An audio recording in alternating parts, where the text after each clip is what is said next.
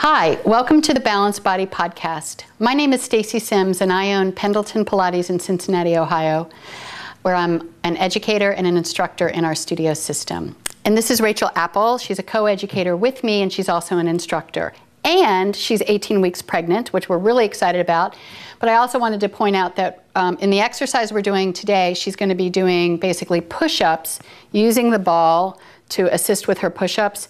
And at 18 weeks, she doesn't need to modify this exercise. That said, especially if you're new to Pilates and you're pregnant, just check with your physician to make sure that your physician thinks it's a good program for you. Alrighty? So, push-ups. They can be very, very challenging. We hear a lot in our studio system that people say they can't do push-ups because it hurts their shoulders, it hurts their wrists, it hurts their elbows.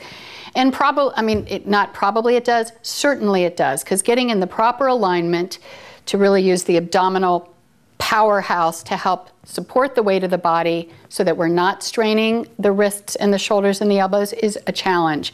But we find using the ball can really help everyone get in the proper alignment and really feel the proper principles before taking the push-up just to the mat. Alrighty, so we're going to take a look at the alignment and the exercise. So first of all, it's a really safe piece of equipment, if you will, but anytime you're going to elevate your body away from the floor, you really need to make sure that you're not going to tumble off. And because it is unstable, we want to make sure that Rachel mounts the ball properly. So all that means is she's just going to kind of put her belly to the ball. She's going to take her hands to the floor. I suggest widening the legs because that's going to give you a little bit more of a base of the sport. And before she starts to basically move on the ball, she just wants to make sure that she feels safe and confident. Because if you start to feel unsafe, you're going to tense up and that's not going to help the practice.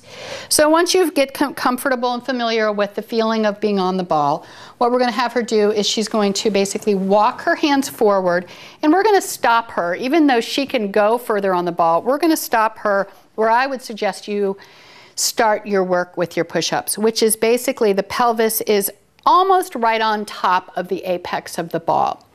That's going to give us a second to work on alignment. She's going to squeeze her legs together and lengthen them so they're not just kind of dead weights. They're actively supporting her. She's going to lift her abdominals. She's going to pull her navel up and in so she's nice and long in the lumbar spine. These things are super important, but the thing we're really wanting to focus on here is the alignment of her upper body. She's going to keep her palms right under her shoulders, and she's really going to use the lats, use the strength of the back body to make sure that she doesn't, go ahead and do a collapse for me. This is where you really are going to start having a lot of strain and discomfort in the shoulders, and when she collapses the weight of her body, it's probably also harder on the wrists too, correct?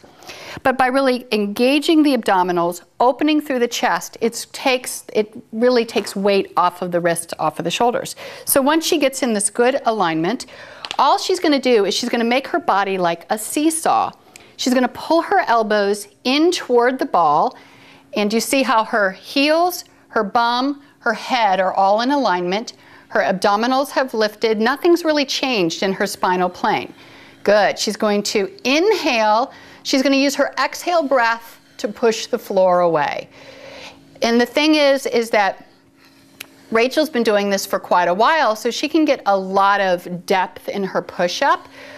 But if you're working at home, and this is as far as you can move and stay stable through the spine, lifting the abdominals, then that is exactly how much you should move.